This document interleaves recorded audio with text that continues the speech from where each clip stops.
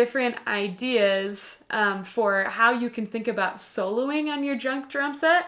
So what we're going to do now is get our backbeat going again and just kind of jam for a while. And a lot of times, like we'll do things like trading fours when we're improvising. And that means that one person is going to solo for 4 measures while you kind of keep going with whatever you're doing in the song, and then you switch. So you and I are going to trade 4s, okay? So we're all going to start playing the backbeat together, but when I start soloing, you keep that beat going, okay? And then I'm going to switch. I'll start playing the beat again, and you can take a solo over the whole thing. You're going to have 4 measures at a time, but keep in mind, right? We talked about 2 different things. We talked about melodies, and we're thinking about kind of keeping the groove going, right?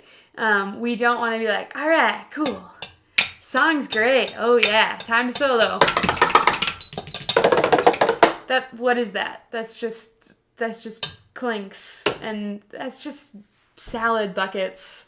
It doesn't sound like music, but I can make the salad bucket sound like music.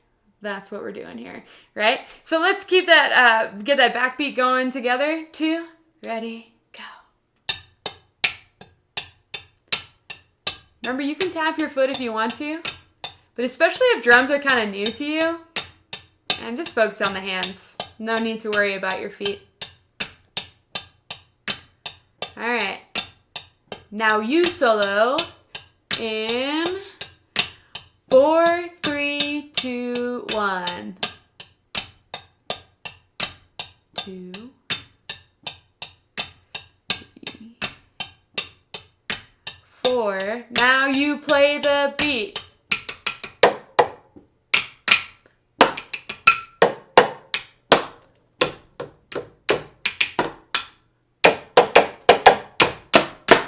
Solo.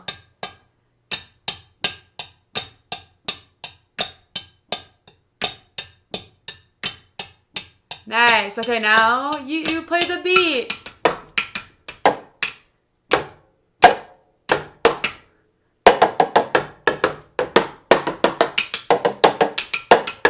Solo.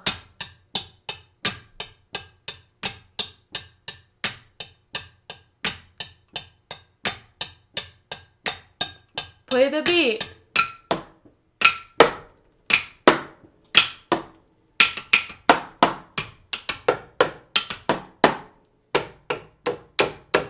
Go.